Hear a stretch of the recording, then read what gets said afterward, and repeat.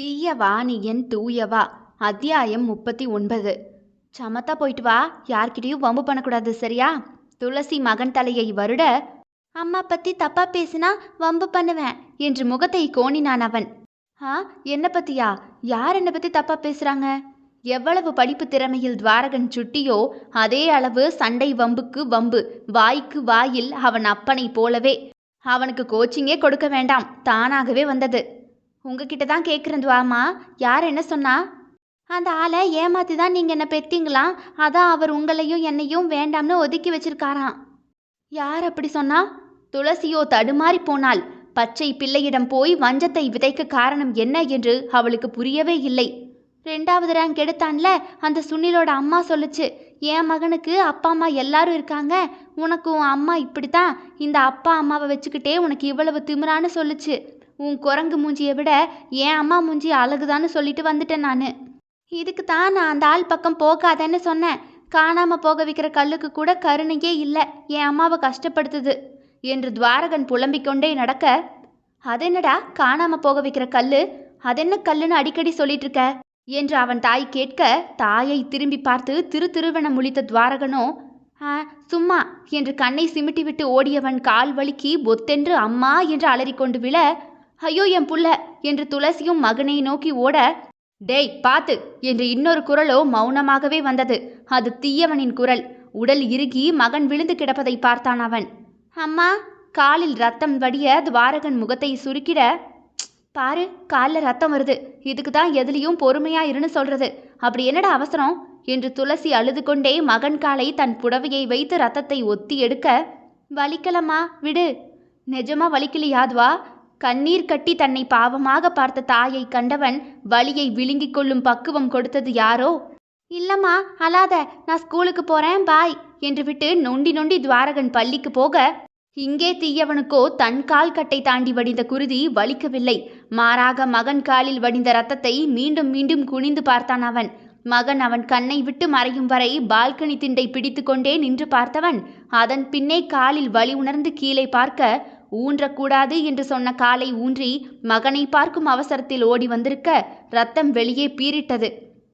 இந்த குருதி மகன் குருதியை ஞாபகப்படுத்திட, விழுந்து வாரிதான் வளரணும், அவளை மாதிரி ரொம்ப ரியாக்ட் பண்ணா எப்படி தைரியமா வளருமா?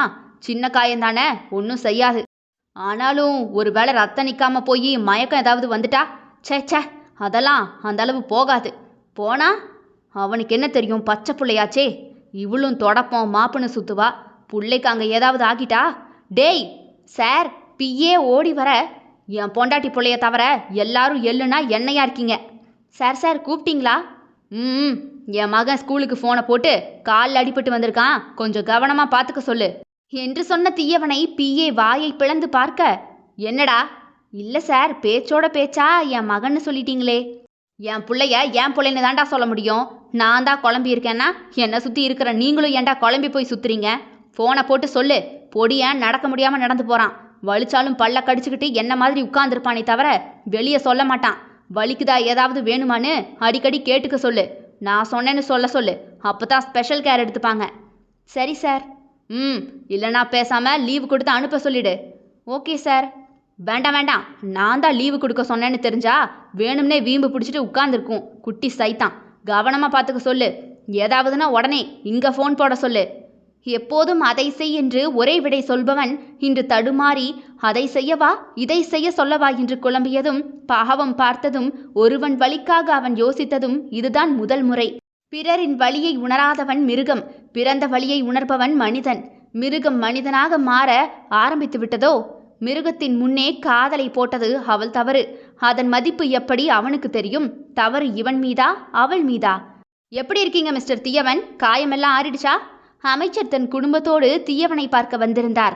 மகள் திருமணத்திற்கு அழைப்பிதழை கொடுத்துவிட்டு அவன் உடல்நிலையையும் பார்த்துவிட்டு போக வந்திருக்க, ஹால் சோஃபாவில் அமர்ந்திருந்தவன் அவரோடு அரசியல் ரீதியாக பேசி கொண்டிருக்க, உங்க மனைவியையும் வர சொன்னீங்கன்னா கல்யாண அழைப்பிதழை தந்து அழைச்சிட்டு போயிடுவேன் என்றதுமே தீயவன் பிஏவை எட்டி பார்க்க, மேடம் வரல என்பது போல் அவன் உதட்டை பிரிக்கிட, அது என்று அவன் ஏதோ காரணம் சொல்ல வாயை திறக்கும் முன்பாகவே கையில் தொடப்பத்தோடு அவன் பொண்டாட்டி வாசலில் ஓடி வந்து நின்றாள்.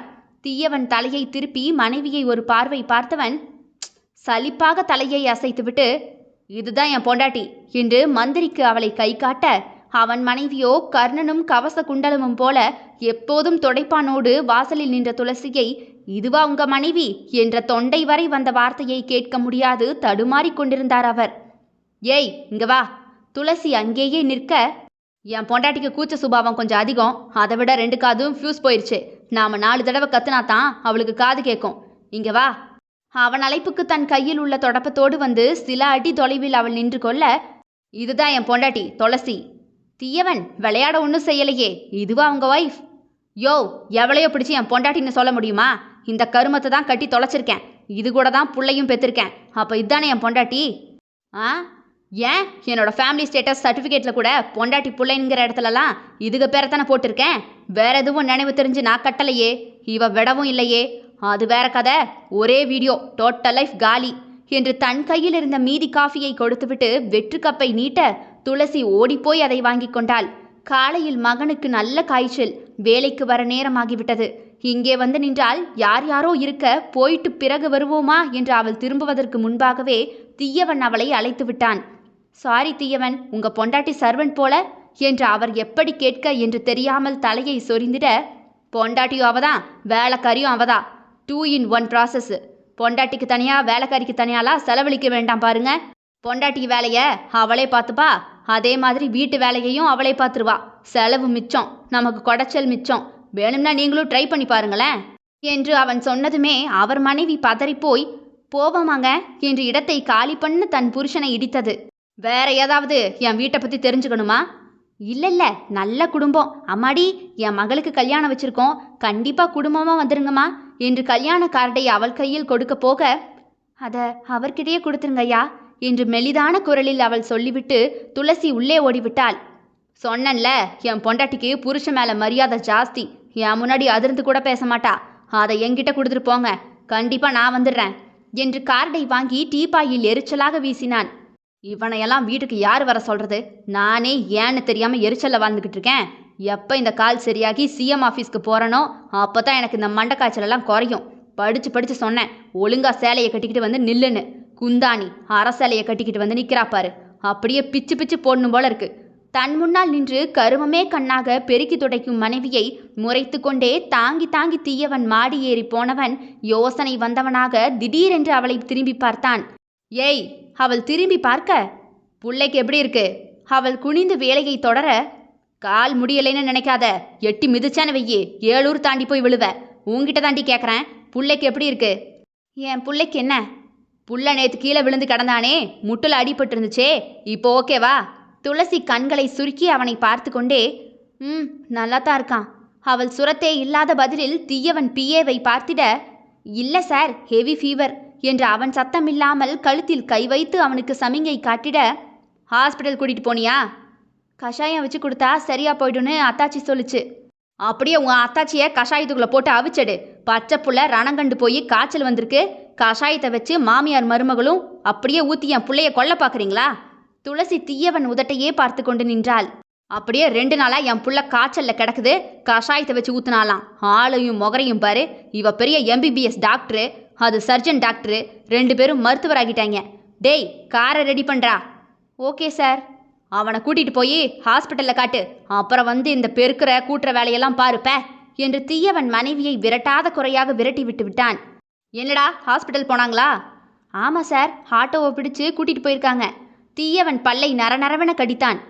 ஏன் காரில் போகலை? எங்கள் தகுதி எதுன்னு தெரியும்னு சொல்லிட்டாங்க சார். தன் வாயில் காற்றை குவித்து ஊதிக்கொண்டவன் நாடியை குத்தி கொண்டே, இவ சரிப்பட்டு வரமாட்டான்னு நினைக்கிறேன். தென்னைக்கு வைக்கிற உரத்தில் ஒரு உரண்டையை இவளுக்கும் வச்சு ஆளை முடிச்சாதான் எனக்கு நிம்மதி. இரு. வராண்டாவில் பேசிக்கொண்டு நின்ற தீயவன் பார்வை ஆட்டோவிலிருந்து இறங்கிய மனைவியை பேச்சை மறந்து பார்த்தது. தன் மகன் குதங்கி போய் அவன் தாயின் தோளில் கண்முழிக்க முடியாது கிடக்க, தேவகியோடு ஏதோ பேசிக்கொண்டே துளசி பின் வீட்டை நோக்கி நடக்க, தீயவன் பிஏவை சட்டென்று பார்க்க, சார் இப்பவே போய் என்ன ஏதுன்னு விசாரிச்சுட்டு வந்துடுறேன். துள்ளித்திருந்த மகன் குதங்கி கிடந்த காட்சி என்னவோ செய்ய, வலித்த காலோடு அங்குமிங்கும் அங்கிருந்து வரும் பதிலுக்காக காத்து கொண்டு நின்றான். அவனுக்காக அவள் எத்தனை நாளோ காத்திருந்தாள், இன்று அவர்களுக்காக இவன் காத்து நின்றான். காத்திருத்தல் எப்போதுமே அன்பின் அடையாளமே. தொடரும். இதனுடைய அடுத்த அத்தியாயம் நாளை இரவு 7 மணிக்கு வந்துரும். கேட்க தவறாதீர்கள் மக்களே. தீயவா நீ என் தூயவா. விடை பெறுகிறேன். நான் உங்கள் ஆர்ஜே தியா.